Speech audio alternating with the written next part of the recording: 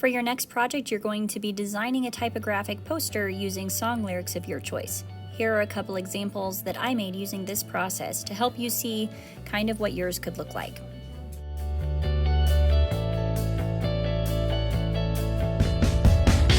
Before you even open your Photoshop document, you need to decide what song you're going to use. You can use a holiday song if you're feeling festive, but you can do something different. You don't have to do anything related to Christmas if you don't want to. For my first example, I chose a more serious song. I did Oh Holy Night, but for this one I wanted to do something more fun, so I chose my favorite Christmas song, which is I Want a Hippopotamus for Christmas. So once I decided that, I looked up the lyrics just to make sure I was not going to forget any words, and that I would get make sure I chose the part of the song that I wanted to. You could do the first verse, but you don't have to. Just choose the part that you think is going to be good to emphasize. And then I started to think about what kind of picture I wanted to put behind it. So I decided to search for Christmas lights, and I'm really liking the look of this one that has the bouquet, like where it's out of focus and you just see kind of the dots of color, and that's from Pixabay. So you can start straight with pixabay.com, log in with your Google account to search for a Creative Commons photo, or you can use your search tools in Google, which is what I did here. I changed my size to large and usage rights to Creative Commons. So make sure you go to the original source so you can get a high quality image.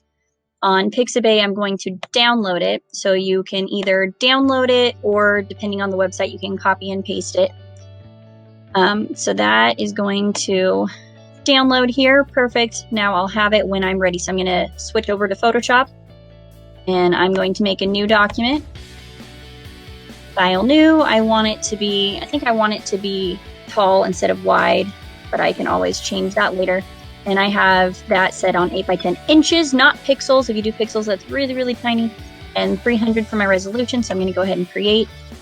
The other thing you want to make sure is that it's on RGB or CMYK and not grayscale.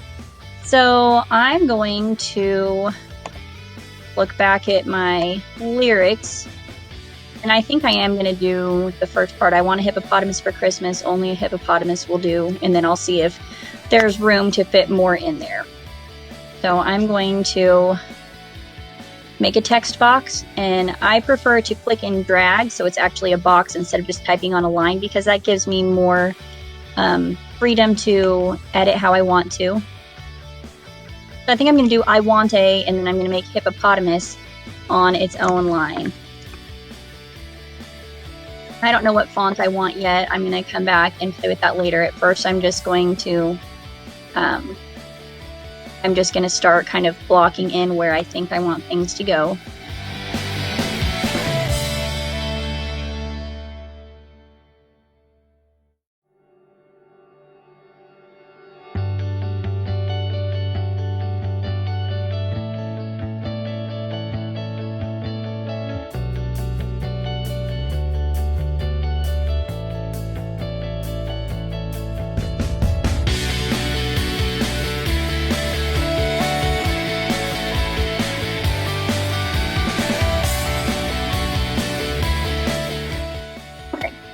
So now I'm going to start thinking about what fonts I want to use, and I want to try to get that figured out before I start playing with the size and the warp and all of that, because it can affect a lot of things.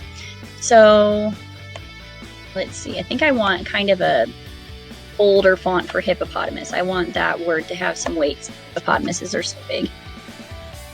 I don't, And a lot of times I will try multiple fonts before I decide on which one I want to stick with, which one feels right.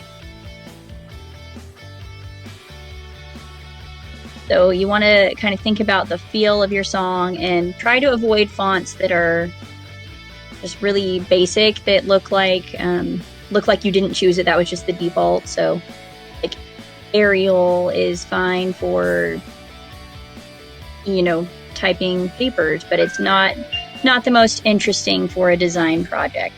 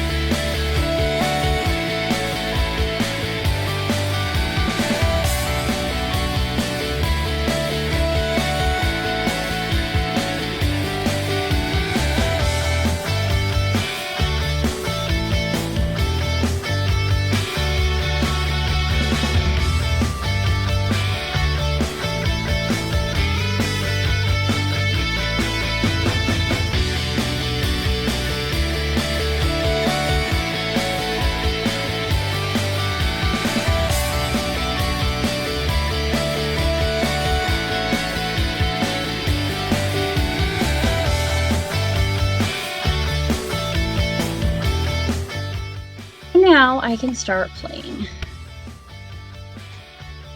I want to try warp text on hippopotamus.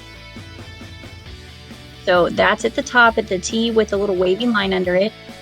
And then you can click on the style and it will show you all the different options. Let me try bulge. And you can adjust how much it bends. You can make it even go the other direction if you wanted to. You could make it get bigger on one side if you wanted to. 0 is in the middle.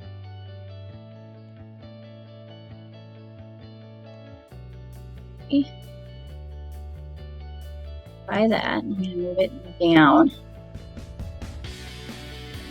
4 down a little bit, and I'm going to figure out how to make I want a look a little bit nicer. So maybe I'll try another warp text. Maybe I'll make it that is too big of an arc probably, but let me move it down so I can see it disappeared. But I should be able to just adjust it. Couldn't see it, but I can just hit the move tool and then use my arrow keys to move it down. I don't know. We'll see. Might leave it for now. I want a hippopotamus for Christmas.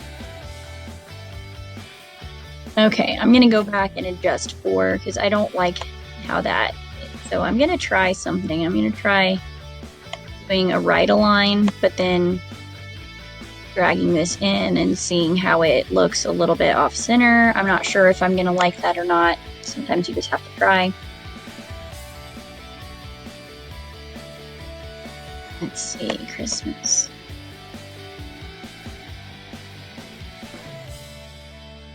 I'm thinking about the overall size and shape of things. I want them to look like they fit together. I kind of like the lower arc on that. I make 4 a little bit smaller and change my font size there. By the way, you're not limited to the sizes that show up when you use the type tool. You can type in any number you want, make it larger or smaller or just kind of in between. So you can type that in. You're not stuck with that. Okay. Want a hippopotamus for Christmas. I think I want A to spread out more. So I'm going to go to my characters panel so I can go to Window, Character, and then it allows me to adjust the spacing. So the one that says VA and then has the line underneath it that goes horizontal, that's going to allow me to adjust the spacing between the letters and how far it spreads out. So the default, if it's on 0, it's just sized automatically for your font. So you can type in a bigger number if you want it to spread out more. You can also go to a negative number if you want the letters to be closer together. If that gets hard. A little bit hard to read. I went too far. Let's back it down a bit. Okay. Now I'm going to make only A little bit bigger.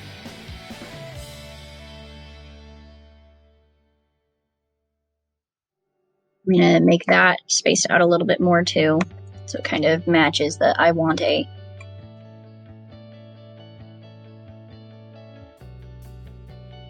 Okay, and then I need to figure out what I want to do with this hippopotamus. I don't know if I want it to bulge that.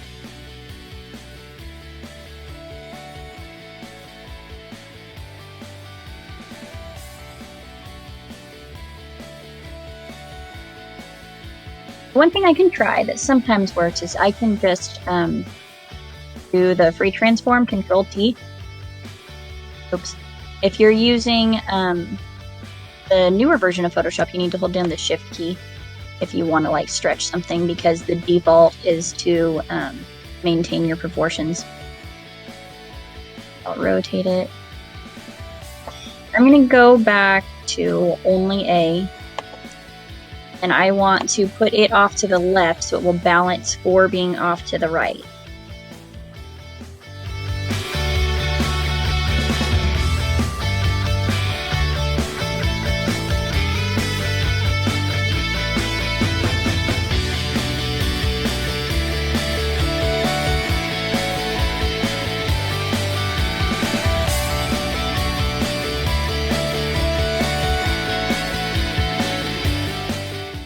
So I'm going to adjust my spacing a bit.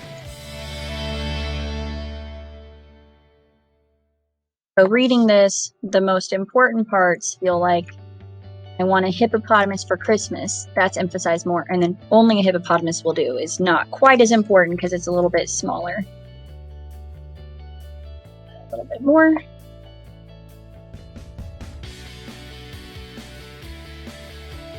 That's starting to feel better just with these little tweaks. So I want to keep adjusting things until it feels even to you. So one thing I'm looking at, I want to try to get approximately the same spacing over here. I have will do, that's about 1 inch from the edge.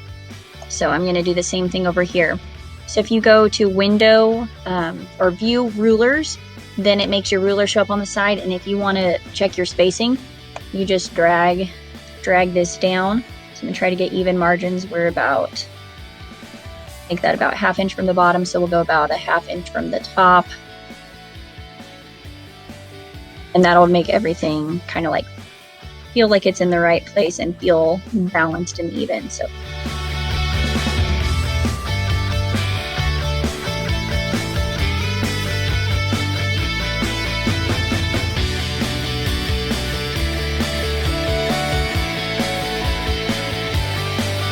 Okay, now that I have my font laid out how I want it, I'm going to go to File, Save As, and I'm going to save this as lyrics text. I want to have one copy that's just the text, so that way if I need to make any changes, I can do that. Now what I want to do is merge all. So I can go to the 3 lines at the top, or on the older version, it's the circle with the triangle inside of it, and I'm going to do merge visible. The shortcut is Shift-Control-E, so that's an option as well. So I'm going to unlock my layer by double-clicking it. I'm going to use my magic wand tool, select the white space. I'm going to go to Select Similar. And now I'm going to delete that. So I'm left with just the shape, the pattern of my text. I can't edit it right now, but I have that. I'm going to go and save a copy with a different name now. So I'm just going to save it as Lyrics Morris. That way I have 2 versions. The next thing that I want to do is add my photo or my gradient on top. So I'll show you the photo first. You can go to File, Open, and I'm going to get the photo that I downloaded. Now I'm going to drag it over. I have my move tool, so I just grab a hold of it and go up and hover over the other document. Oops, I went too far. And come back and drop it down. I need to make this fit, so I'm going to try to rotate it. I think that looks okay, turned sideways. And I'm going to do, also while I have Control-T, resize it a bit. We don't typically want to resize things to make them larger, but I don't think it's going to be a huge deal on this project. Now what I'm going to do is right-click on that layer, and I'm going to hit Create Clipping Mask. And what it's done is it clips it to the layer below, so it shows the shape that I had there. Next, I just need to make a new layer. Control-Shift-N. I'm going to drag it underneath, and then I can pick a color to make it with my paint bucket. So black is a little bit hard to read. Let's try maybe this really pale yellow.